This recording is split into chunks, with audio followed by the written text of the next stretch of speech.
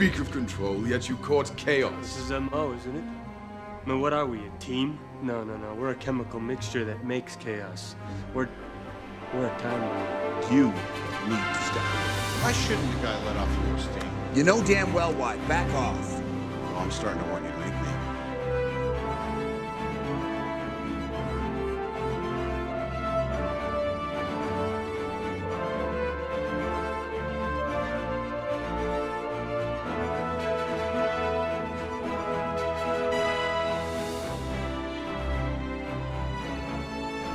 X-Men's better. X-Men's better. Okay. Hello, everyone, and welcome to another video discussion / podcast discussion. I don't even know what these are anymore. For today's discussion, we are looking at Avengers, the 6th installment in the Infinity Saga. Came out in 2012.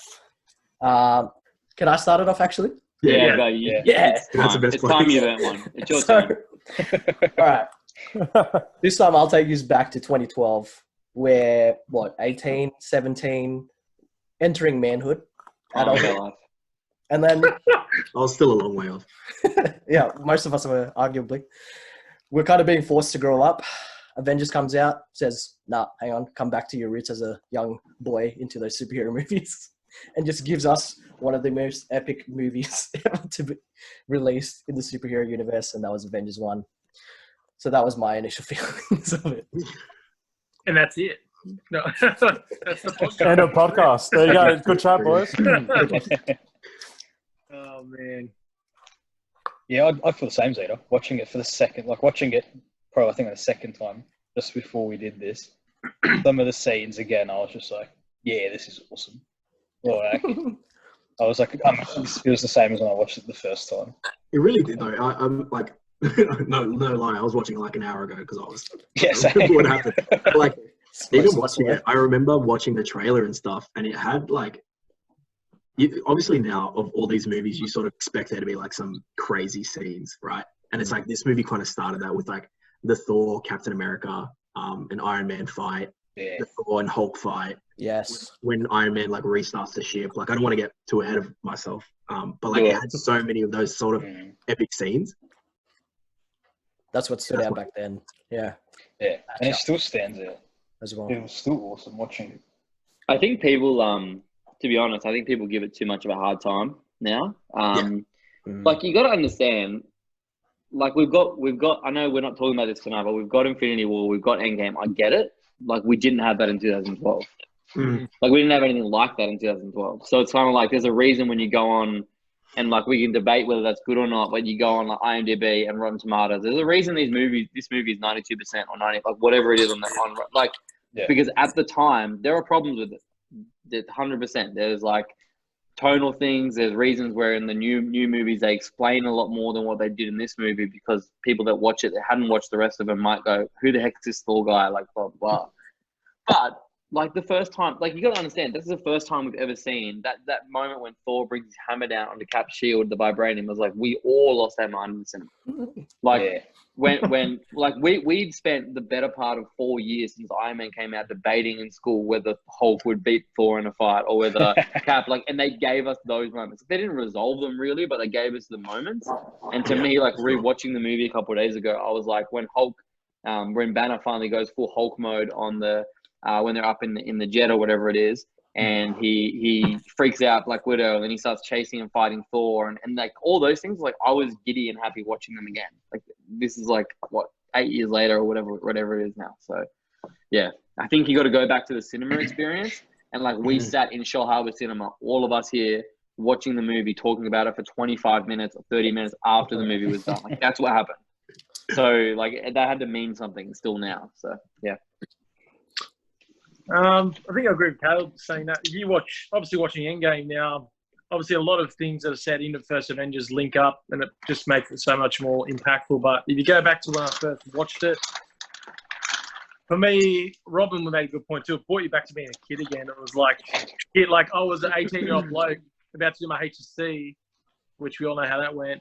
And all I wanted to do was literally grab a hammer and throw a hammer around at 18 years old. Like, you grant in timber. Yeah, basically that every single mallet grabbing the Tinder mallets. became Thor. Oh wait, And like I just basically it definitely just brought it. I don't know, and then I knew straight away. I was like, you know what, the next at least the next 10 years of my life are going to be awesome. Just set everything up, so it was great. Brilliant.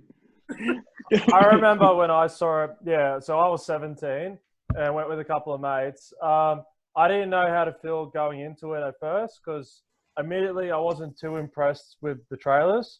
But keep in mind, this was the year where it was like the last Batman film for the Nolan trilogy was coming out. So I've been focusing on that more than this. Dark Knight Rises. Yeah. Hey, But show some respect. I remember coming into this film and it was honestly just such a thrill ride. And even like, especially like the Hulk and seeing what he was doing and just everything that was in this film, I left it feeling like this was a fantastic comic book movie. And this is what we've been looking for such a long time. And the idea that something like this could work, the idea that we can get all these characters into a film and that it could work as well as it did, it was definitely a very great experience. And it only happens once every often. Like we only got to watch Justice League to realize it doesn't happen all the time. Yeah, I think there was a lot of skepticism, but they actually did get it to work quite well. Well, we can talk about the hype build-up in setting up the MCU. One thing that they've done so well from 2008 onwards is attention to detail, where they've set up everything very well, character development and whatnot. Arguably, there's still plot holes and whatnot in each of the movies, but little Easter eggs they leave behind or set for the next movie. They're always looking ahead, and that's what Marvel's always done. Well, this MCU specifically, they've always done that well, especially in regards to this one. Now, I know David said he wasn't excited from the trailers, but I lost my mind when I saw the trailers. Yeah, no, I did. And the end credits and whatnot. Yeah. But like also at the time, to just see any superhero team up, you'd like just to see them all together. Of course, you're going to lose it. If you can remember, David, can you remember what you didn't like from the trailer? Because I feel like it's interesting that you had. I mean, not speaking for everyone, but like that you had such a different experience from everyone else here. I did it. I remember I enjoyed the ending when Hulk came into it, but I just remember it starting, and from memory, it was like the whole thing. Like Loki does the, you're this and that, you're born to be ruled, and you just see like people's faces in the military, and then bombs being dropped, and then like a part where like Cap and Tony have a quick chat, like, oh, you're big. That scene, your big suit of armor. It wasn't really. I don't know. It just didn't hit the spots for me. I don't know why. Maybe because I know like we say, oh, you can't really compare Infinity War, and I understand that, but maybe like just maybe it was more the stakes weren't there for me, the depth wasn't there for me. It was more just like, oh, it was built on the excitement of, oh, these guys are coming together, which I'd already experienced probably from when the post-credits trailer from when Captain America First Avenger came out. I experienced that more there, where you can see like, Loki's being arrested, and you see like a lot more in that trailer, while this other trailer was just a bit more, I don't know, it felt a bit more dull to me, but that's just me. Oh, okay. So it was a different. Fair enough. Can I touch on that for a moment? Because I think that's one of my... I'm going to anyway. So Captain America First Avenger is the best movie, David. Shut up. Can I just comment on that for a moment? According to my ranking. Number 3. Oh, that's wrong. Anyway, I'm not even want to go there. It's a different podcast. I don't want to get into the rankings. I will explode. The scene in the movie, which you talked about, David, which is when Nick Fury, I'm just calling him by his first name, Nick. On a personal basis. It's not Fury, it's Nick. When Nicholas goes to see Captain America with the punching bag and says, you're trying to get me out into the world. No, I'm trying to save it. Blah blah blah blah. We'd already seen that in the ocean. as the end credit scene. Whereas I think that scene was really good, and maybe it's just because I like Cap, but like it didn't hit me in the movie because we'd already seen it, and they kind of in some ways like. I don't know whether they should be using actual scenes in the movie to be an end credit scene of another film, because it's kind of like it doesn't leave the same effect. Some ballsy things from the movie for me, really quickly, that I actually think worked long term. We already talked at length about Loki last week and Thor and all that sort of stuff. I think it's pretty ballsy to pick your first Avengers villain as a villain who's already been in another movie. Like that to me is pretty ballsy. And whether we agree whether it paid off or not, like that's you could have picked all these hundreds of Marvel character villains to be the villain, but that's pretty ballsy to do that. And maybe it's because they knew the audience is going to like Loki and blah, blah, blah. The other ballsy thing is I've heard a lot of people rag on the end credit scene, and it's like, who the heck's Thanos? Who's this purple guy? Like, at the end of the day, like, it worked because people went and looked it up. Yeah. And then all these people are like, oh, Thanos, I'm in for it now. Infinity Gauntlet. Like, what? Like, this is 2012, and we got the payoff of it in 2019. Which so is it's like people thing as well. just ballsy as, and I think it worked. And I think people complain about it. Like, you go watch cinema scenes for this movie, and the end of it, they're ragging on the end credit scene. And I'm like, it worked. Like, that's my problem. Like, this actually worked, in my opinion. So, yeah. Anyway, but the thing with the villain, things. thing with the villain chance is that I don't know who, like, for the Infinity Saga, for setting the whole thing up from then, there's not really anyone else they could have used. Like, if they'd sent one of Thanos' generals, like Corvus Glaive or any of them, Would have been too soon. yeah, and it would have ended very quickly. We see It how would have been quick they Justice take League. him out. Steppenwolf. Attacker. Motivation was there with the Tesseract Yeah. and just going through, even though in a way he's manipulated by the Chitauri, who are then being manipulated by Thanos. Like, it's all sort of just tiers of villains sort of thing. At the same time, though, we've always talked, well, prior to Thor: The Dark World and whatnot, we've always said whether or not we actually consider Loki as a villain. Like, he's not really a villain at this point. He's an anti-hero. But I Sort of. did think, I was convinced in Avengers that he pulled off that villain role well enough. Yeah, for sure. Even though He he was does- still kind of being someone that was being like kind of a puppet to Thanos and whatever. Mm. He does straight up murder a whole lot of fools when he comes onto Earth. Yeah. Like, when he's in that Yeah, I was hangar, gonna he say, does it's pretty kill a lot of villainous. people. Mm.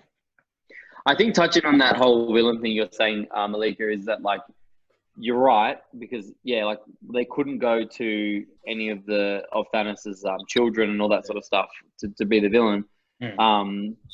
But also, like, again, it worked. Like, you look at it in comparison to, say, all the times they've tried to reboot Spider-Man, and they've gone for, like, all these little Multiple mini villains. characters and stuff to build up to it in cinemas, and they never get that far because studios can it. So it's kind of like, like, rather than doing that, they painted a picture on a big canvas and gave us someone to lead us into that, which I think is, like, now the blueprint that every single movie studio is going to go for, because they're all trying to build towards what Endgame gave us. It's like when that movie came out, I know we're talking about this movie, but when Endgame came out, like, the world stopped for that week because it was coming out, basically. Like, like, because of this movie started it. Like, that's where it comes from. So 100%. I'm still trying to make Endgame like a work RDO or something, like Endgame Day, public holiday every year. Gotta Came have out on it. Anzac Day, didn't it? Because it, Yeah. yeah, You're talking about Endgame or this movie? Avengers. I remember it Yeah, came out yeah. on Anzac Yeah, Day. we went and A watched few it. of them have. Yeah. Yeah, I feel like it's a recurring thing. Well, running on the Loki thing. At first, I didn't really know what he meant by when he said, I wanted to free people from freedom. But he goes on to talk about it, and he just says how freedom's essentially an illusion. I don't know. There's a lot of deep themes that Loki presents where I think it's, like, carried on quite well throughout the whole thing. And like Caleb said, carrying on from Thor, I think that scene where Thor just, like, comes in and grabs Loki out of the the jet or whatever it is. Twin jet. There's a lot that they say that's actually like really, really deep. Yeah. I thought you were gonna, like, follow up with some of the quotes, and I was like, all right, let's I was waiting for You some know of what? them. Yeah, but that scene after he takes him out of the helicarrier thing, that was like one of the most quoted scenes at school as well. Like, that little section. It's very Shakespeare, that whole thing, but very old school language. And we were talking about this last week about sometimes the Shakespeare chat doesn't really pay off. Well, I think in that scene it does. I think that it's like, because what you're getting is, like, a clear juxtaposition between them as, like, a brothers compared to, like, all the other Avengers who are, like, from Earth or whatever at this stage. So, like, their language and the Shakespearean element of it actually contrasts really well. in that moment. Whereas I think when you're all on Asgard and everyone's speaking like that, it kind of comes off like really douchey. Whereas like I think on Earth, it kind of pays off more. So and then humor that works well in this and most movies nowadays, like Deadpool, is where they make fun of themselves. So Stark kind of calls him out and is like Shakespeare in the Park, and then does Mother doth wear us her drapes or something? Yeah. But one of the quotes was like, Thor says ruling would suit him ill, just because Loki kind of feels himself above other people and humans, whereas Thor had already learnt the lesson, especially regarding worthiness and being like a suitful ruler. It requires a humble approach, not one of just like pure, I don't know, just power. Yeah. You take the world I love as recompense for your imagined slights. Yeah, exactly. And keep it going. Want to welcome Chris Hemsworth to the chat. And Loki, it's like one of my favorite lines. Ironically, Loki says the very illusions of freedom are found because people have the freedom to seek power, seek things like identity, but in that they're trapped within the illusion of what's freedom, because they never really actually get those things. Yes. Can I just say really quickly, I didn't really love the it hasn't aged well, the scene for me when he's walking through Germany. And they use it does not age well for me. How? I want to know. Go into depth about this. I think that's what takes away from the themes he's trying to say, because that scene is just, I don't know. It's in Germany. It's like representing Nazi Germany, like especially. But this is the issue I have with it. Like I get it. I get the imagery and the things they're going for totally, but it's like the things. Yeah, so all the things he was trying to acquire and what he needed Hawkeye for. This is where Avengers falls into a bit of a pit hole because we don't get explanation for things.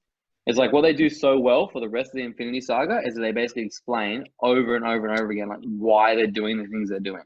In this movie, it's like they're just going from place to place, and then like they're taking over the Avengers jet, and there's actually not even there's like an arrow that goes into a computer, and like all the things that they're doing doesn't really they don't really get explanation for why they're doing what they're doing. And they paint it out like, oh yeah, Loki wanted to get captured, and it's kind of like, well, like you've done what he did without getting captured. Like, couldn't they have just gone to the jet? Like, did he need? I mean, it was a distraction. I don't know. Like, it's really but that's the mischief part of Loki. Like, he knows he can escape at any time, but he gets captured on purpose, goes into the jet, and then sits there playing mind games with all of them. This is probably grasping at straws too, but the fact that his whole thing is mischief. Yeah. So maybe it was portrayed in a way to throw us off and just be random and all over the place as distractions. Sort of play to his character. Yeah. It's probably highlighted when Thor charges at him and he just runs straight head first into the cage. Yeah. And Loki's just like, how many times will you fall for that? Yeah. That's just the highlight of that whole Loki scene and everything happens as he says. Hulk ends up changing into Hulk. Like everything happens that he's put these little whispers out.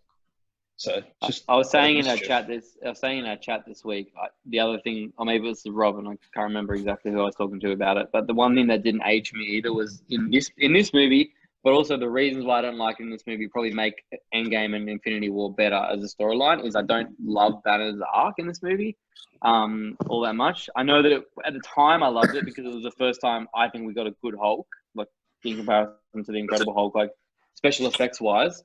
But then they make this big deal about him kind of like being able to control it, blah blah blah.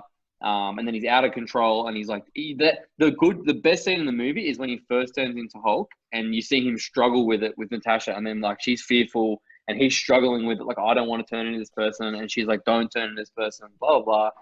And then that's all we get, and we see this crazy emotional scene. He's fighting Thor, and then he comes back at the end of it, and he's like, "I'm always angry." Bang, boof. Like well, to me, it just doesn't really add up. Like I don't, and so yeah, I don't know. And then, but then in Endgame, when he goes to Professor Hulk, to me, I'm like, yeah, it's not perfect, but like I see there that there's been a struggle that we saw in that scene that you've been trying to mend the whole time, and then we get that. That's what I'm saying, but.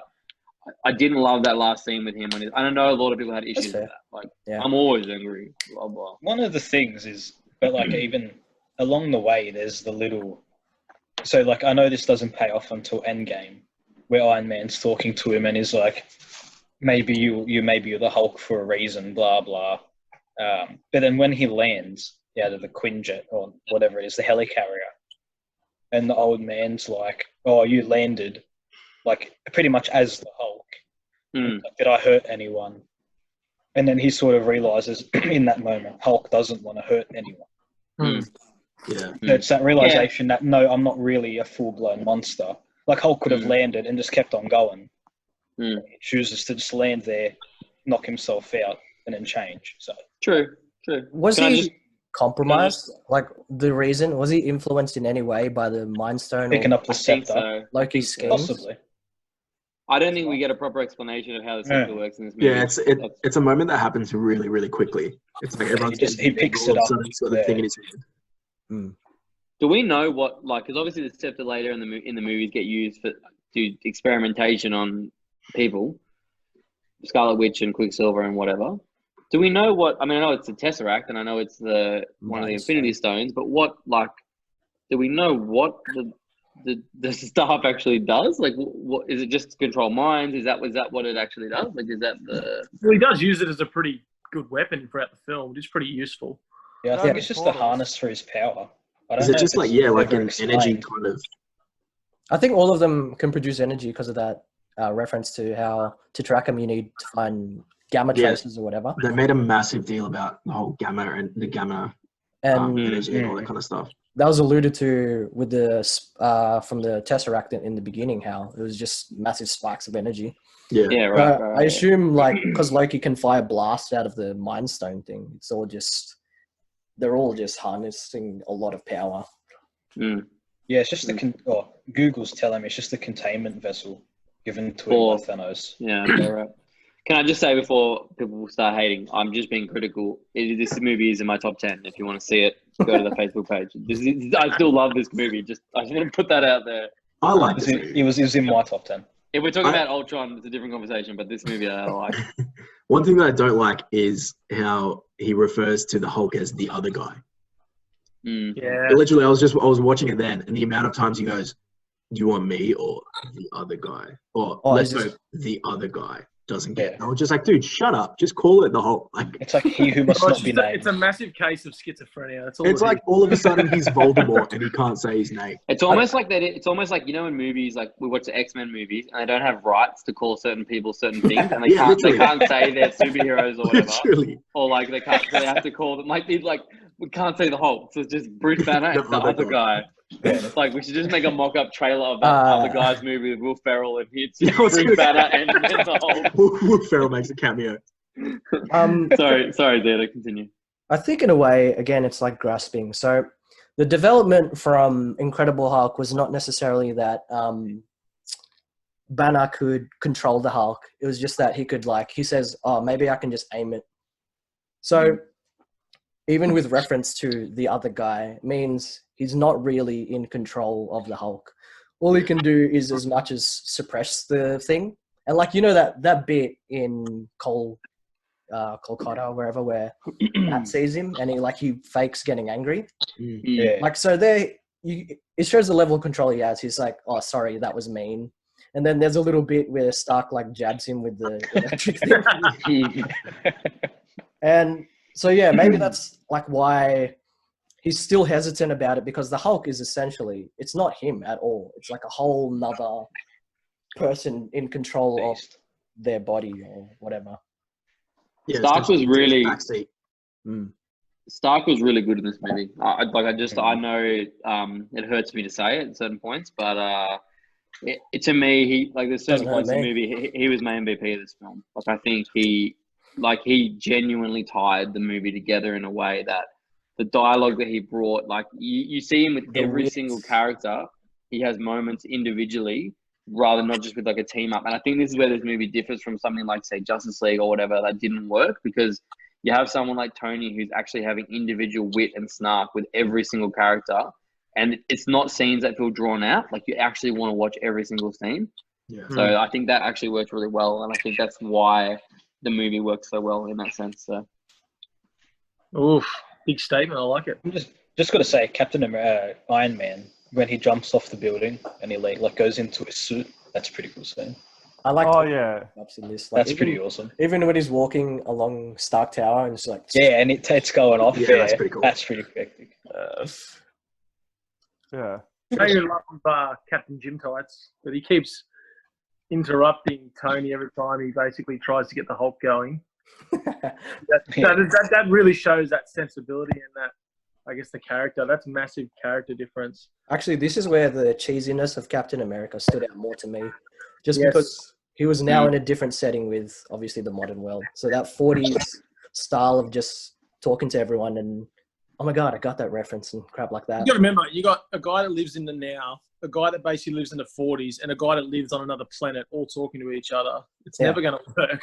Did they do that on purpose? Like, do you think as a director, like whether we have thoughts on who Joss Whedon directed this? Joss Whedon, yeah. Yes. Whether we have thoughts on whether he did a good directorial job, do we think part of the script writing for Cap was done in a way to make you irritated by the way he spoke? Because like, obviously that's what it would have been like in real life. Like, as in he would have the internal struggle of him like dealing with being in present day after having all these lingos and things that he was used to. Like, do we think that they did it in a way to make you irk at it a little bit? Because like then in Winter Soldier, we get this kind of like guy who's obviously lived there for a couple of years. He's used to everything. Yeah. Essentially, because it's like, I feel like it, again, regardless of your opinion of the first Captain America movie, like they built him up to be like this like impossible to dislike character, right? And I feel like they maybe tried to show a different side of him, even for just the audience sake, where like maybe you don't like a little bit of him, but then to develop him later into this character that again you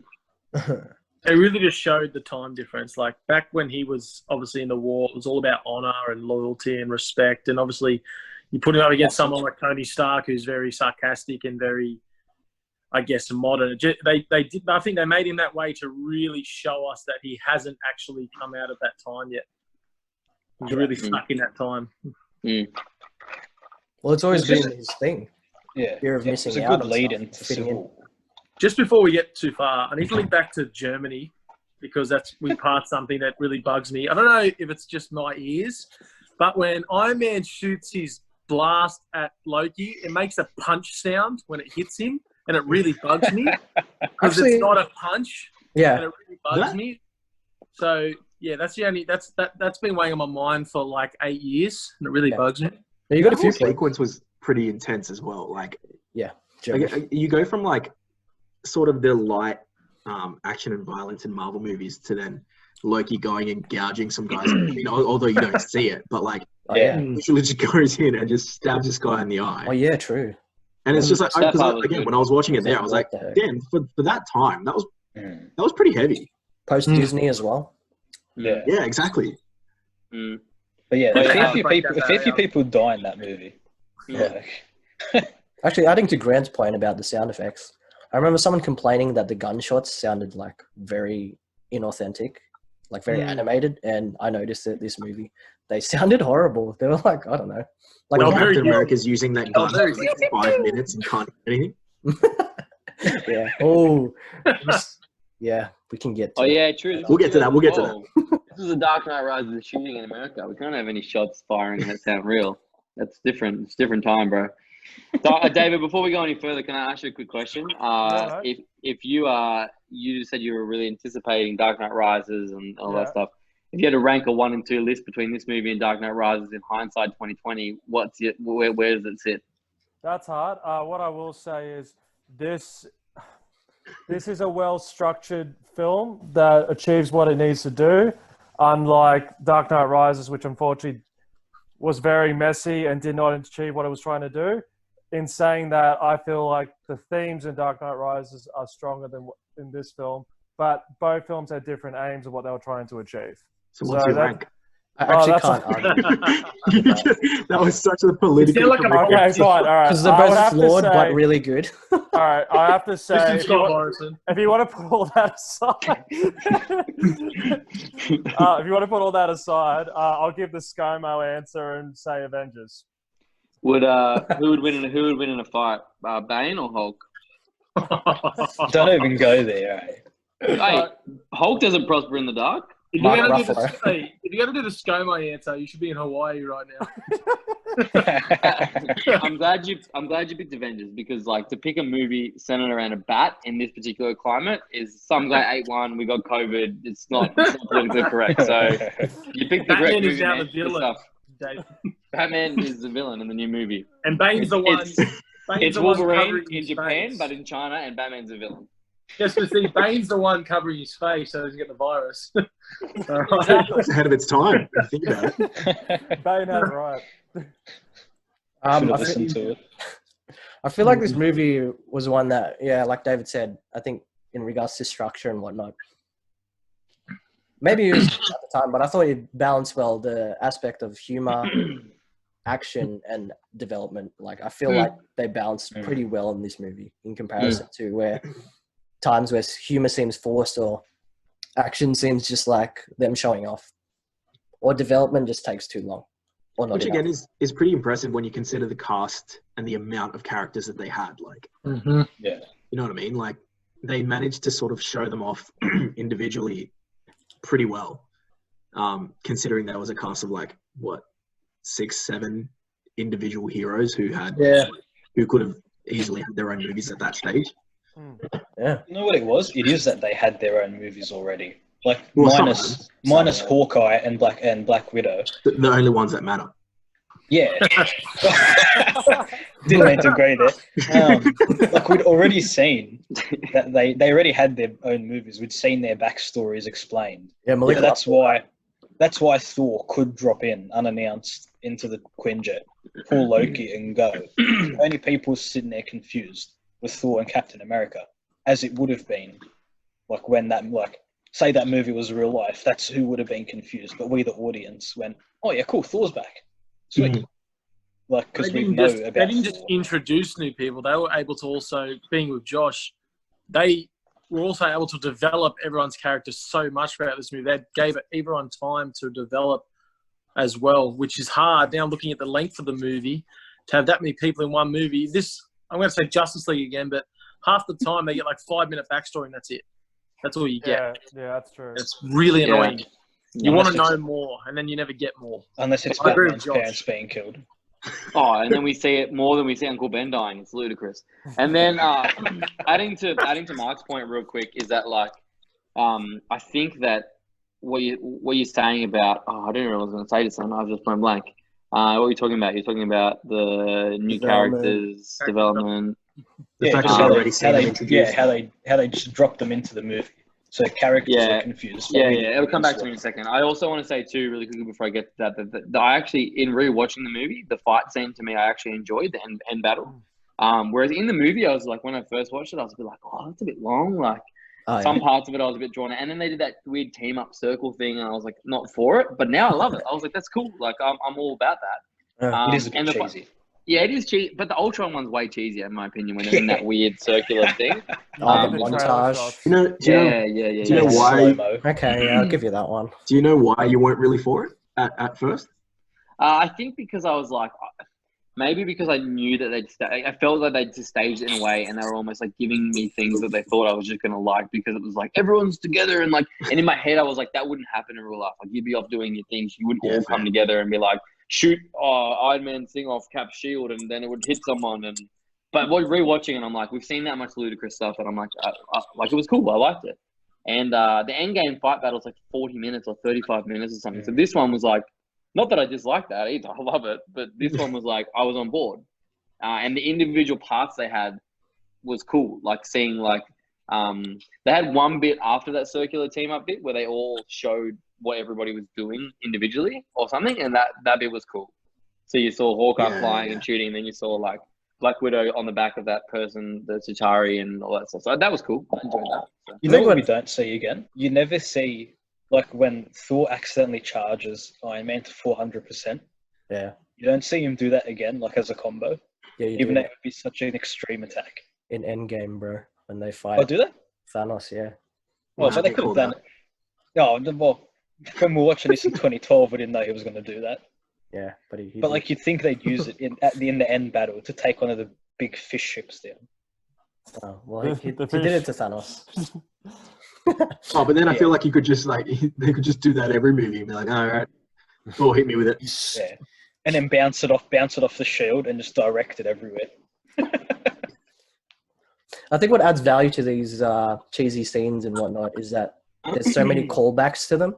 Like, I know the Age of Ultron wasn't great, but it just like to show a scene that's like similar. For example, Iron Man flying up into the wormhole, like the Chitauri and just firing missiles up.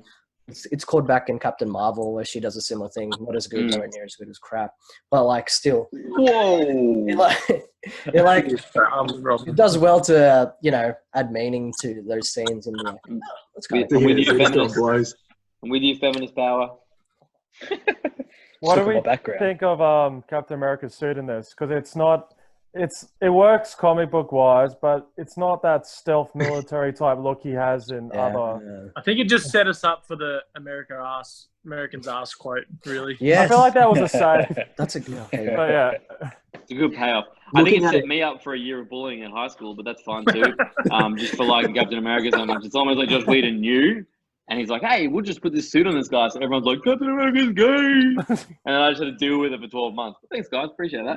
They do make fun of it, though. Like, spangly outfit. And Yeah.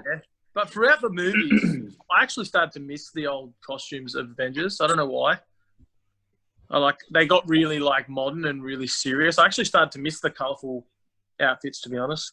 Yeah, well, it was intended to be a symbol, and like Coulson said, we need a little bit of old-fashioned. So I guess in that regard, it did work, but it did make him stand out and just not fit in.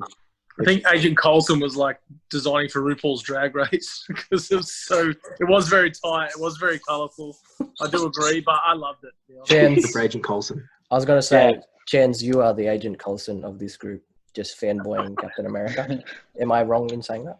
I wish I had the trading cards. I'd even like some of the Agent Coulson's blood on them if I could. I mean, can we ask whose blood was it? Fury. I thought about that when I rewatched it. I was like, when I found out, when we watched it at first, I was like, oh yeah, he faked it, blood, put it on there. And then I was like, when I rewatched it, I was like, whose blood is it? He went up to a random Coulson? He went up to Maria Hill's head when she had that random little cut that was tiny. Just rub it on your head. Get the blood off your head. I'm telling you, bro, summer intern. You want a job? He rubbed it off that guy that was playing the card. What was the game? Gallagher. Your punishment. I don't know if I speak for everyone, but Phil Coulson was the first death in the MCU that actually struck me or meant something to me.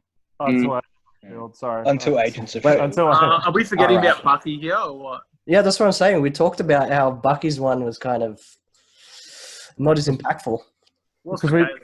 Yeah. What about Uncle Ben? Are we not allowed to say that? Rip Uncle Ben. Because I think I'll switch it up here. I want to talk about that scene where Loki basically meditates back to that other world. I think that's pretty early in the movie. Yeah, he makes the Chitauri later. That's really relevant because regardless of how powerful and whatever he claims to be, he still is seeking counsel and obviously is basically under probation. Was he seeking counsel though? Sorry? He's a puppet. He's a puppet. Yeah, he's a puppet. But he still had to go back to someone. Isn't I think they were adding elements of the movie to basically be like, he's the villain that you're all going to be away and go all the girls and be like, we love Hiddleston, he's so cute. But he wanted all the people that were watching the movie to know there's more to it than just him. There's something here. So. He actually looked afraid when he got sent back. Yeah, legit. It's the first time you've probably seen him look like that. I think in the MCU. Yeah. I had a mate say to me that scene's so irrelevant, and I was like, hold on a minute, that's probably one of the most relevant scenes in the bloody movie, to be honest. Is it implied that Thanos is supposed to be there? Because later on you see him in the chair, and it's in Guardians he's always in the chair. Is it assumed that he's just off screen and that he's talking through to the messenger who's representing Thanos in that situation? Essentially, yeah, because that's where Loki got the stones from, Thanos. Yes. Which is weird because, again, it's kind of a plot hole where, I think the scene at the end of Guardians is fine, I'll do it myself, whatever. But no, that's Age of Ultron. Yeah, but why didn't he? Yeah, exactly. Oh, yeah. Deep cut. Go on. Haven't seen it. I've only watched it one time, and even then it was a bit of sleep. So it's alright. Obviously, it works in the movie universe, but why didn't he just do it himself from the beginning?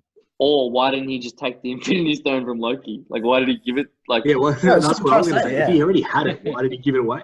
just Yeah. crush it like he does every other time. He had two of them, the Mind Stone and the...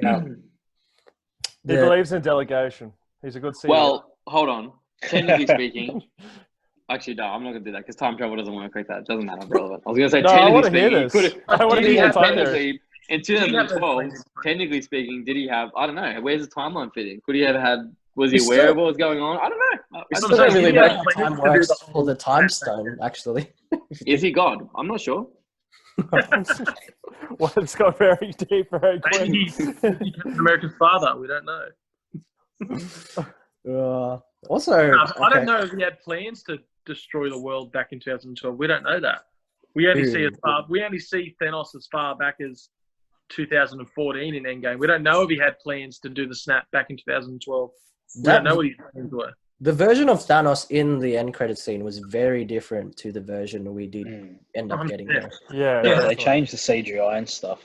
And the like character he and the looked actor. like an actual psycho, like that version of Thanos in the end credits. I heard Joss Whedon wasn't when they asked him about it, he was like, "Oh, I didn't know what they were going to do with Thanos." They asked me either they asked him to put Thanos in it, but he decided to put Thanos in it. But it was like a J.J. Abrams situation. It's like, I'll just put him in it and see what happens. He had far more of a testicle chin in the first one, I reckon. And he looked Let's be like honest. insane. He didn't look like he knew what he was doing. Like, you know, Well, even the dialogue is very different in regards to his motivations. It's more in line with the comics about appeasing death and all that jazz. But maybe that's where they thought they were going to go with it at first. yeah, that's what I'm saying. I'm glad they did. I'm glad they didn't though. So, I think Yeah, I it think would have been strange.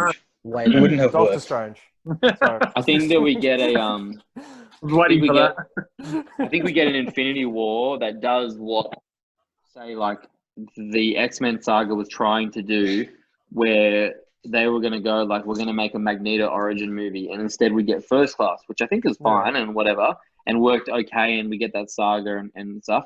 But this Infinity War we get is basically like a Thanos origin movie / like it's essentially his movie. Because at the end of it, in the end credit scene, it's like Thanos will return in Endgame, blah, blah, blah. So it's like, I think that version of it is better. And that's why this movie and Age of Ultron, I think, are the only two, as much as I love this movie, in the MCU, where it's like, because of the directors that were overseeing them, did Joss do Age of Ultron too? Did he do that or no? yeah, he did. Yeah. Yeah. I think that they seem to be at parts of this film and Age of Ultron at odds with the MCU overall. There's only small cracks, but I think there's certain parts where it's like the overall vision, like we just spoke about, Joss wasn't fully aware of, where it seems as soon as the Russo brothers came on the scene, it's like Kevin Feige's got him in the room and gone, this is what we're doing for the next 20 years. Like, what do you want to do? Like, I don't know. It doesn't feel like Joss got that much like free reign with what the Russo brothers did. So It is a 7-year gap, though. Don't forget. True. A lot of movies came in those 7 years where they refined things. There's another like small plot hole that I noticed in the movie. So does everyone remember the end credit scene of Thor, the first Thor? Yeah, the hammer. No, when he's like, oh, let's have a closer look. Yeah. So Yeah. I didn't understand, like, Loki was influencing him there, but yet in Avengers he had to get him with the Mind Stone for some reason. Does anybody know what that was about? I think it's almost like he was peering through a window. That's what it felt like to me. Like he was able to be like a fly on the wall for other people. That's what So was he seemed like to already me. influencing? I don't know. I don't know. David, what were you gonna say?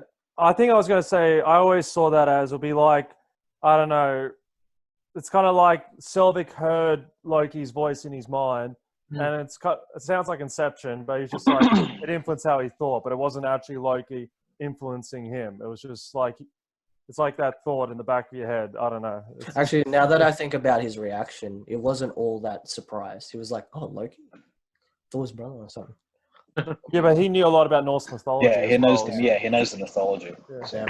Anyways, I was just trying to I find just love when he says brother of Thor. Thor's Loki's brother or something. face just scrunches up. He's like, Oh, wait, he's adopted. See, Good line. Humor. That humor is so spot on. That's one thing I love about this movie is how spot on the humor is, and it really set the trend for the rest of the movies, I reckon.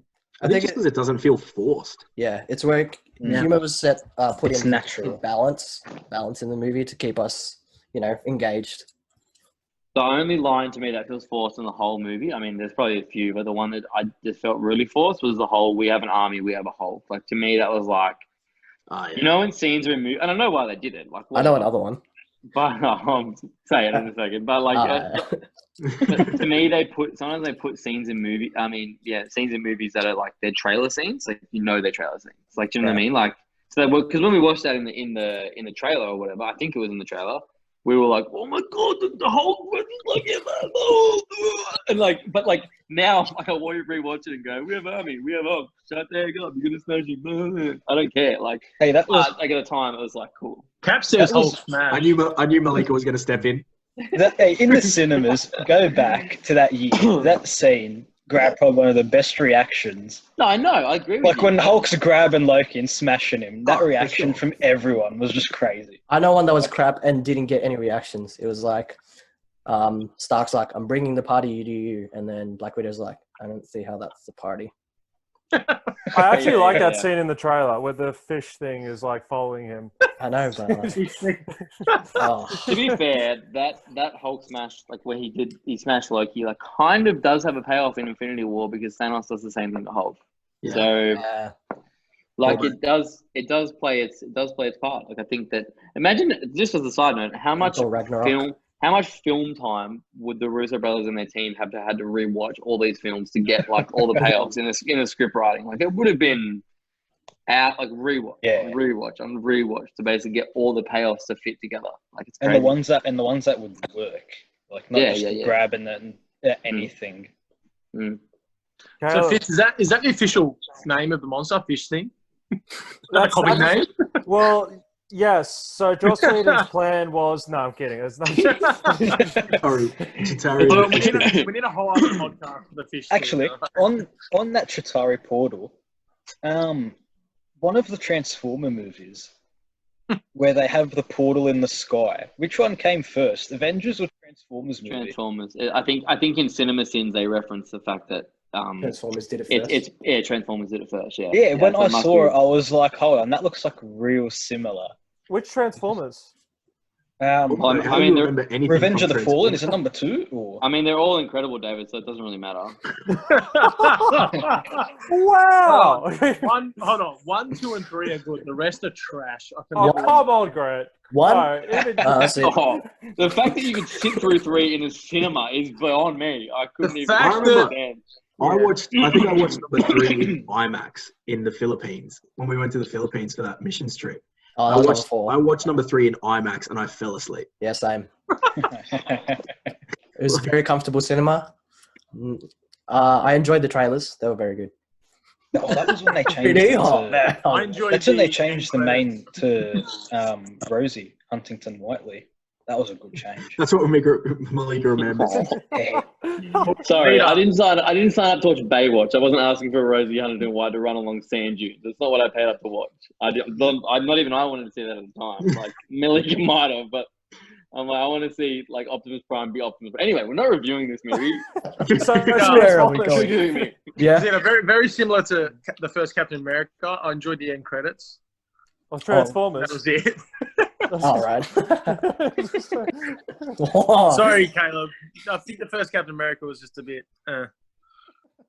Look, everyone's allowed their own opinion. I'll disagree with your opinion, but you're allowed it.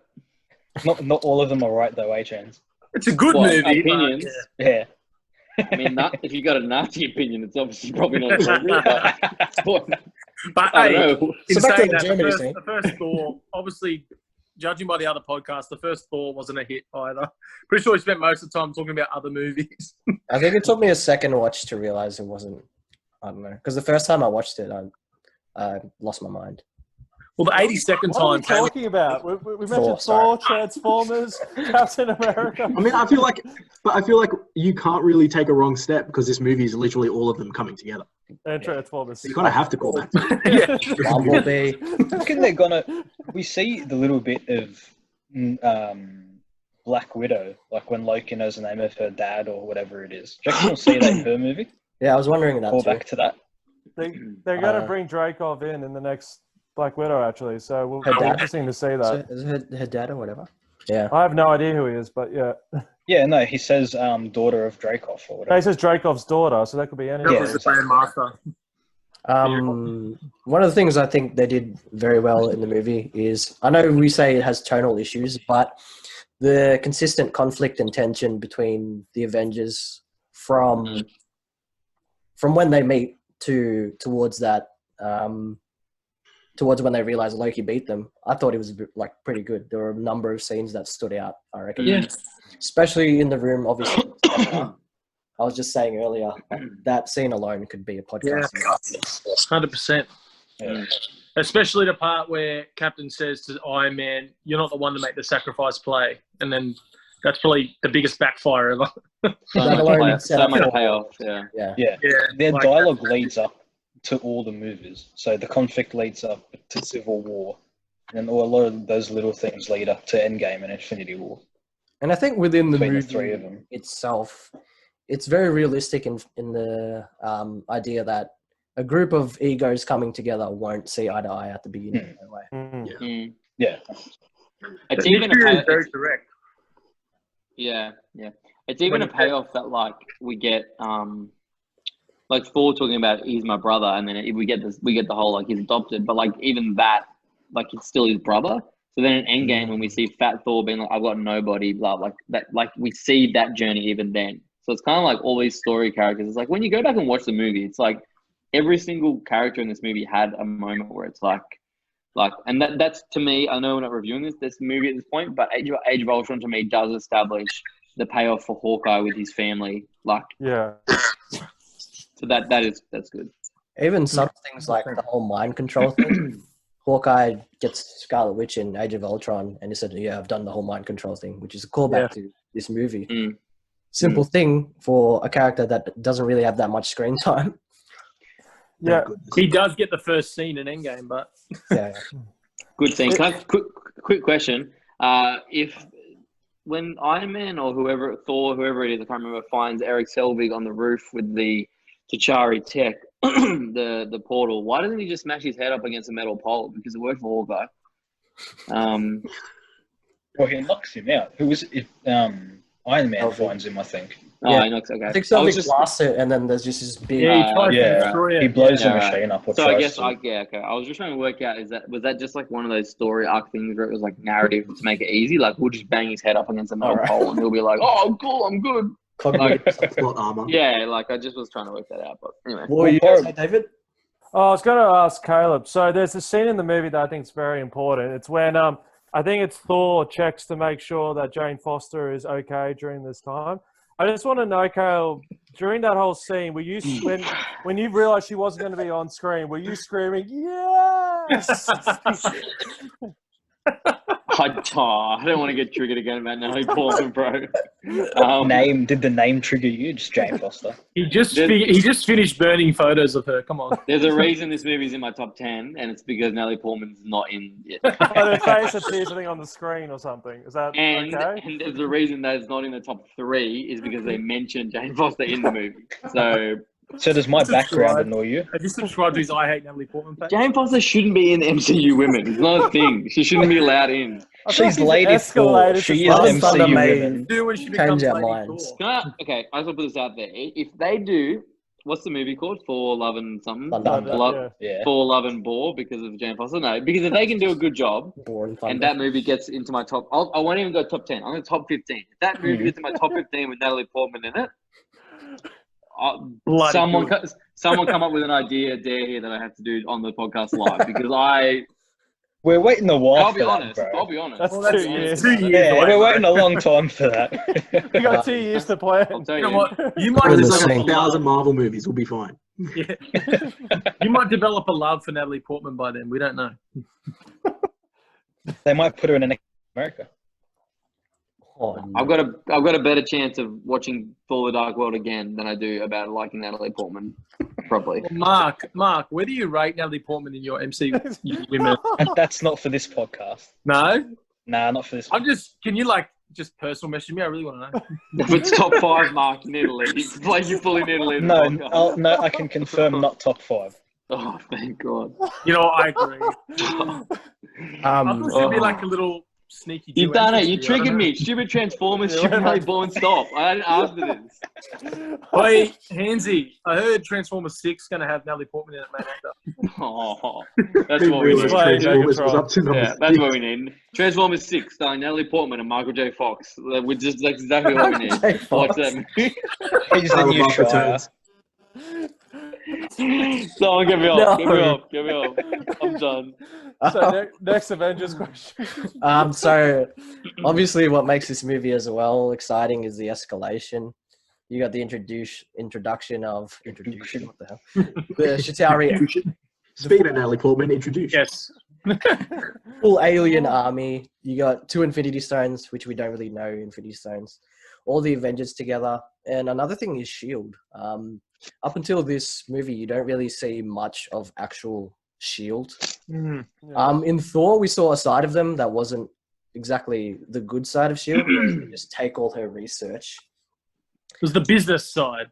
But basically. I think we get a pretty good introduction into S.H.I.E.L.D. and how they are the good side, we can say, but they're flawed in that there's a lot of arrogance involved, especially with Fury there. They're ignorant and they have a lot of weapons and they're aware of a lot of things, but it eventually leads to their downfall. Soldier, like the whole thing about the board that Nick Fury has to answer to, and then we see Alexander Pierce, The Jedi Council. who's above the board. So, well, seems to be the way they portray him. So it's just interesting, that dynamic. Like the idea that Nick Fury's not the top dog. Do you find it interesting, and I know it's a narrative thing, so I understand it, both Robin and anyone that wants to answer, that obviously in Endgame, as an example, we get the timeline where they go back to this movie. So technically, for, accountability to everyone, there were 3 Infinity Stones in this movie, but we won't go there because the time gem was technically up the road, but whatever.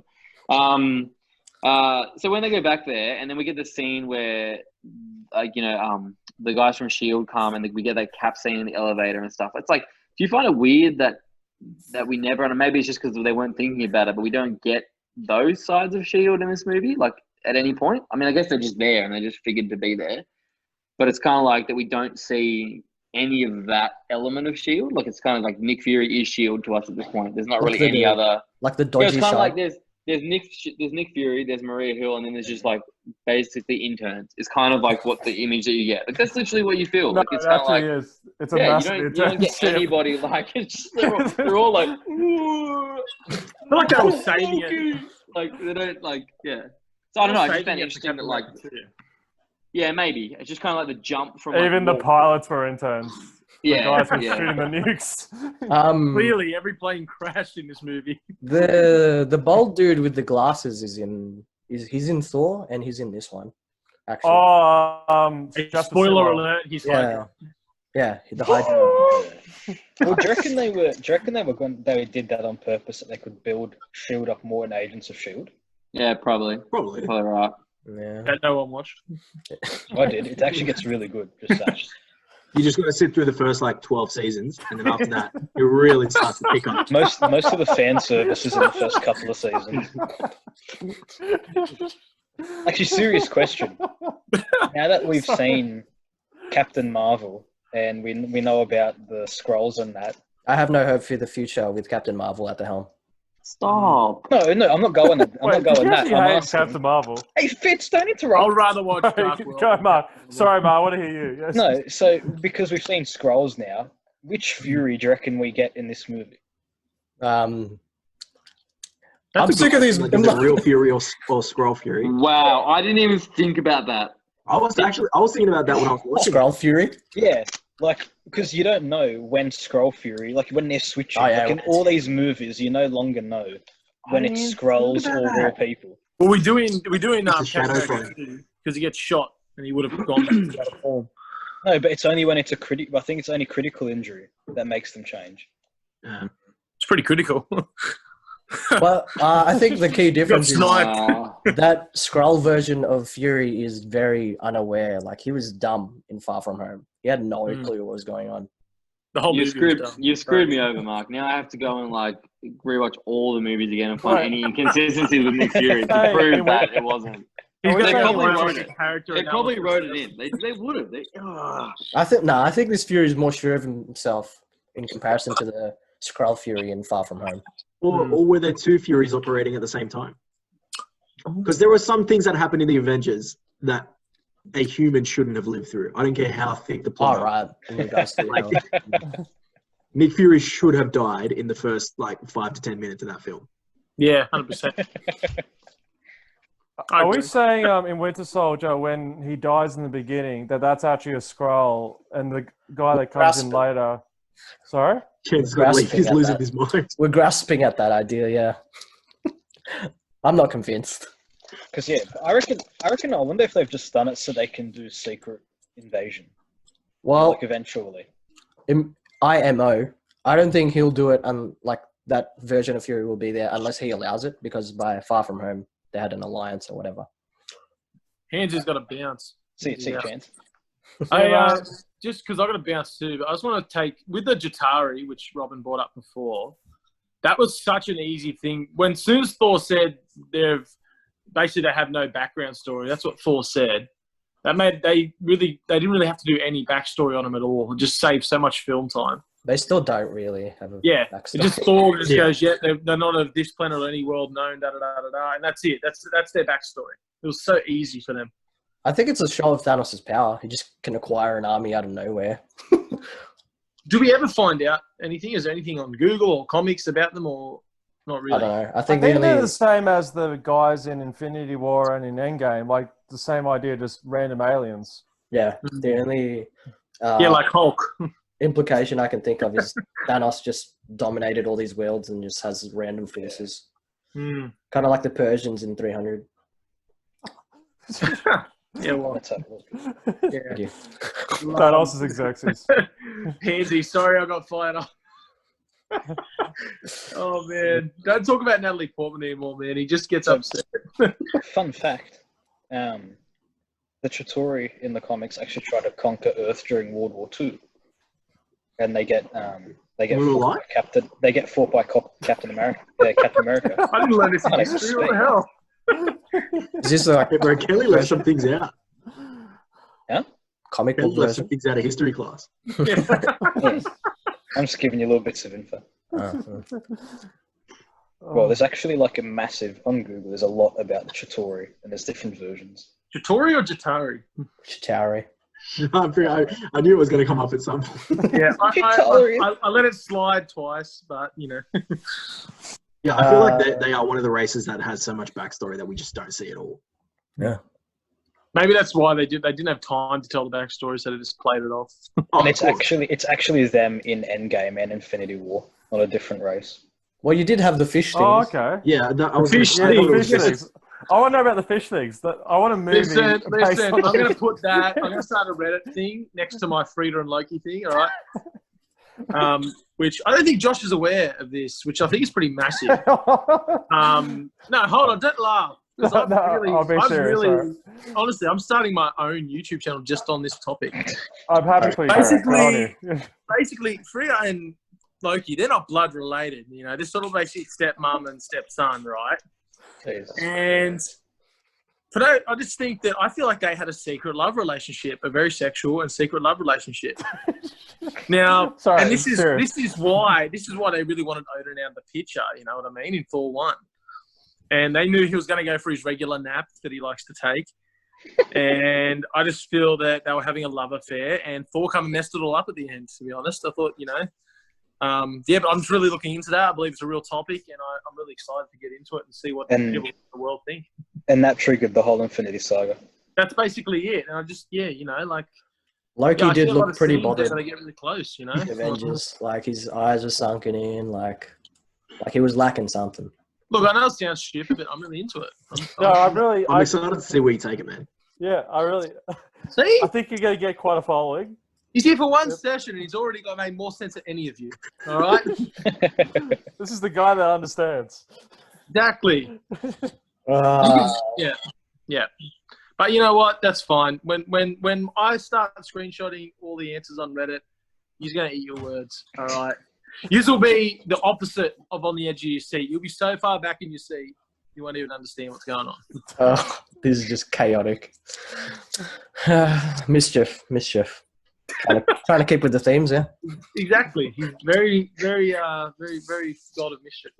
Well, actually, on that train, what did you think of the relationship between Hawkeye and Black Widow? I think it worked really well. I preferred it to what it was in. I think it's in the comics as well. Earth's Mightiest Heroes, where it's like, you're my friend, but you keep betraying me. But I can't. Yeah, I'm not into that. I prefer it's just that like something happened in Budapest. We don't know what, and since then they've just been bros. What happens in Budapest stays in Budapest. That's what like man. their fight scene for a movie that was full of superpowers and whatnot still held. It held up really well. Yeah, it wasn't bad. I thought it was quite realistic. There was no unrealistic, like, they should have died there. I felt they did really well with that. But besides, like, when Hawkeye jumps off that building. It's like you've got a movie of a guy who literally has one of the most advanced suits in ever. You've got a Hulk. You've got a God of Thunder. And somehow one of the most impressive fight scenes of the movie is where two normal people are fighting it. Well, normal, but like two human beings are fighting each other. I think it keeps the movie grounded as well. Sure. Yeah. It keeps it from being too far-fetched. One thing I'll say, but I feel like this film, it's a lot more, and it's Joss Whedon, because he does the same thing in Justice League. Like, you notice there was a focus on, like, sexualizing Black Widow. Like, one of the scenes where like an explosion happens and there's like a shot of her from the back. I feel like this was more prominent in this film than there was in the other films. Yeah, when she's captured by the Russians. Yeah, that too. Yeah. But yeah. I feel like that could have been a situational thing, though. I'm not to give everything. What do you mean? Like, it just happened? What? No, I mean, like, she was dressed up that way because, you know, she was appealing to men. She was trying to Yeah, but I'm saying I feel like other films have leaned away from that more, and like maybe because of like, I don't know, feminism. Who knows why? But I just felt that. I think like, what I'm trying to get at is that in that scene, it made sense for her to be dressed up like that. Whereas like other movies have just really, you know, like as Malika was saying before, sort of just gone over the top on fan service for no reason. Like it didn't make sense. Suit, but her suit as well changes. Yeah. Every movie. Like that first one, I can just even looking at the background as Ada has, like it changes and becomes less fan servicey. Each movie. Yeah. Zeta has a background? No, sorry for the podcast background. Okay, yeah. Okay, cool.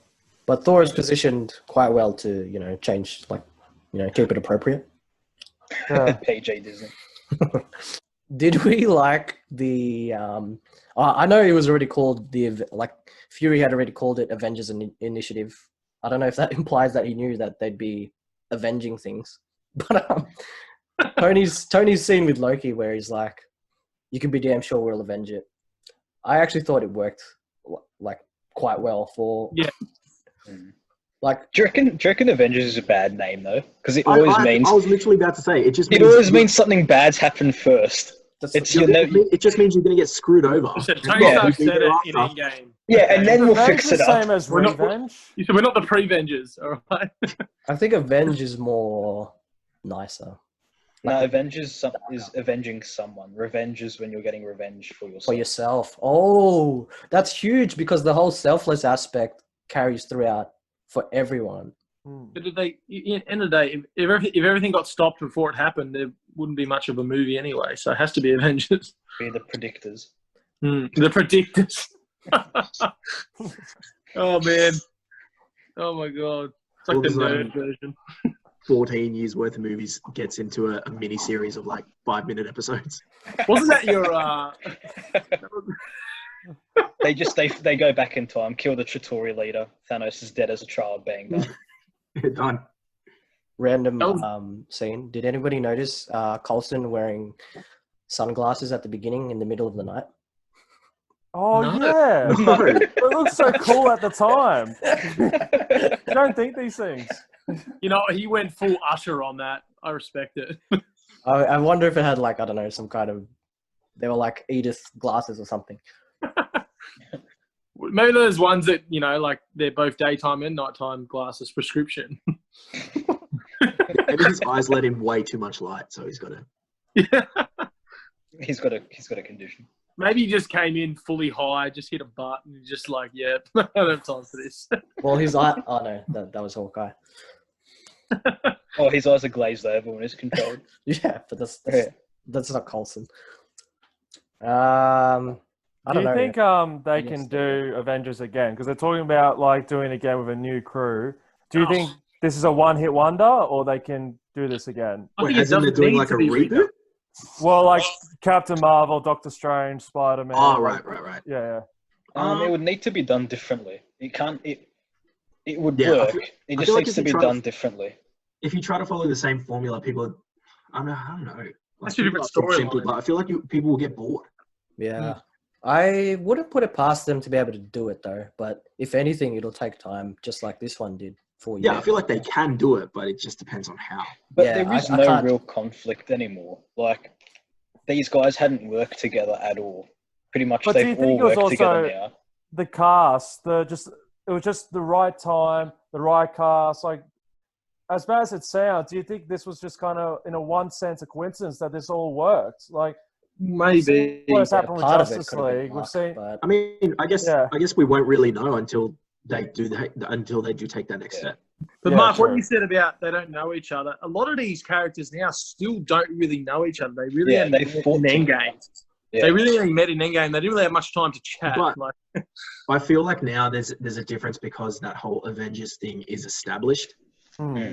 I feel like there is that difference. It's like, okay, we're all part of this sort of one team organization kind of thing. Whereas at the start, it was, Tony Stark sort of was like, no, I didn't qualify. I didn't want to do it. Banner's really sort of like, no, I don't want any part of it. I just want to be like out doing my own thing. So I feel like there's that sort of element that's taken away. It was like, yeah, they didn't know each other, but they also didn't want to be part of this thing. Whereas it's different. Because then you only had Thor. That was really the different one. But now you have cosmic magic. has made it hard. Yeah, like you've got someone like Captain Marvel who's got to get used to someone like Doctor Strange. And then Falcon, who's a person, has to get used to both of them.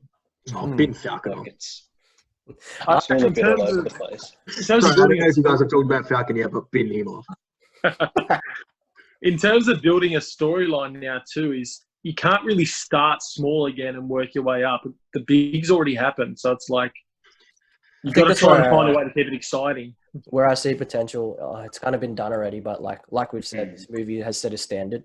So potentially maybe it'd be them trying to recreate Avengers, but like the fact is it won't work because you can't do something like this again. And I don't know, that could be a story. Maybe we could do the Revenges. You want revenge? But like the idea is, obviously they have to make something new. But it's been explored in a way already in Spider-Man with Peter just trying to be Tony. Yeah. Which I think that worked like quite well. But I didn't like that. Sorry, I didn't like it. I thought it was cheesy. Why? Well, I I don't do know. like You know Homecoming. what? It's not saying I hate it. I just think they were doing so well at developing his character, and I feel like now they're just taking the easy way out. Let's make him like Tony. You know? Yeah, but I don't they're know. No, stepping honestly, away like- from that now. Wasn't that That's the my plan opinion. from I it? don't know. But but I he feel like realized that's it where they didn't might work. go. That's where they might go with the next step of the Avengers. It's like, That's what I'm okay, thinking. now we're trying to fill in the shoes of our predecessors. Yeah, And okay. it's going to be this movie where it's like, no, we're not good enough, and I don't Yeah. live up to them. And it's no, just be yourself, bro. It's I all need to good. see more. I just need to see more of Spider-Man. That's all. It just depends. I wonder who they'll bring into it because, like, we know Captain Marvel, Doctor Strange, Panther, Falcon. I wonder if they'll bring Ant-Man/Wasp. I feel like Falcon will be done after this miniseries. I don't doubt they'll I bring it hope back. so. No, but then they've got no one holding. They've got no one with the I shield. hate There is no Alright, Captain America. Give it to anyone. Give it to Oh. Natalie Portman. Give her the shield. She can be Thor and Captain America. Oh, man, there is no chance that one. She's worthy to have both. If Natalie Portman gets the shield, Caleb will literally just never watch a movie again. Or she breaks it. Oh my gosh. Oh, with her, Captain yeah, Foreman. with her hammer, she just breaks it. Puts I'm a gonna dent make in a. it. I really want to make a poster up with Photoshop, Captain Foster, and like send it to Caleb Do with the shield. I'm gonna do it. Put it as your background next podcast. Yeah, and I'm gonna be like Captain Foster in the Dark World. I'm gonna have to do it. I don't look at this point. I don't know if I can think of anything else. There is a lot of other things, but this has been pretty long. I feel like it's kind of hard because then as has been evident through this whole thing, you start just jumping to the Every sequels. other movie. Yeah. So it's got a legacy. Like we can turn it around and just say it's got a pretty cool legacy. Yeah. It's got a legacy. That's it. Well, yeah, but like it's kind of hard to talk about this one without talking about the next ones to come. Yeah. Yeah. How this ladders up into the next ones. And we haven't really been able to criticize it. I think that says a lot for its film. Like we usually, like with the other Marvels, we say, "Oh yeah, but this didn't work, that didn't work." But this one mainly, even though we've said a few things are cheesy, we've mainly said, "No, this has worked, that has worked, this is what it's done." So it's a testament to the film. Yeah. Yeah. I've gone through the phases of being excited for it at the beginning because they were all coming together, then realizing it's kind of overrated because of all we've seen so far, but then coming back and just really appreciating the movie for what it is. Well, that was the mindset that I was in. Like even when I was watching it before, I was like, all right, try to forget the fact that all these other movies have come after it and just take this for what it is. Yeah. Yeah. All right, our final thoughts, Ada. So, what do you guys rate this movie, and where does it place on your list of? Because we've already ranked where Josh hasn't ranked who's Yeah, I've done my rank. top superheroes. No, I haven't. I'll have to take a look at it. I got a public holiday tomorrow, so I'm gonna have to take a look and maybe put it on. Yeah, nice. Well, actually, what do we rate this movie out of 10? I mean, this is not one of the ones I enjoy the most, but for what it's done and what it's achieved, I'll give it an 8 out of 10. Yeah, I was gonna sit it around like a 7.5. It's kind of hard though, because like again, if I'd seen this movie, if I was rating it after the first time I'd seen it, it would be like a 9, right? But I think it's hard now to separate it from everything else, and it would be like 7.5 to an 8. I think. I'll go with Josh. I'll say That's what I was going to say, 7.7 or something like that. But like 7.65. when I first saw it, it was like a solid 11. Well, literally, it was just like all these cool things happening. It's like 17, 18-year-old kids. This is sick. But it was an eye-opener to realize that other people didn't like the movie. And I was like, wait, what? He's going to get hunted now. The other guy. All right. Yeah, I'll give it 8.25. Oh, yeah, you had it first. Are you sure you don't want to put it 8.26?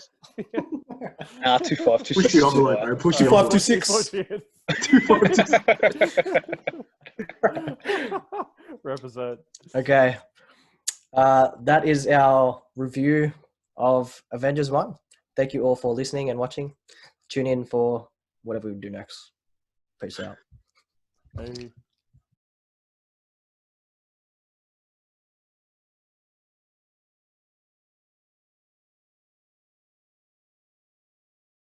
X-Men's better. X-Men's better. Okay. Yeah, right. Yeah. I'm still waiting for an explanation. Like we haven't even got one from this Tom Holland. Like I don't want to see it. Dear God, I don't want to see it. But we should be at least like, where is he? How young is he? He should be hot. Caleb, Like I don't understand. Yeah. Tom Cruise is Uncle Ben. Yeah, I can see that. Maybe Maguire should be Uncle Ben. So, Oh, that would be Really crazy. Yeah, but And it's just that crying scene. Yeah, literally. if we get J. Jonah Jameson, he came back as the same actor. Why can't Tobey Maguire Tobey come back as like Maguire. an older? Would that just be undermine his whole? No, it'd be awesome. It'd be Tobey No. Maguire as They Uncle did Ben, Into the and then Andrew Spider-Verse. Garfield would be her new boyfriend. He's sick. Pizza time.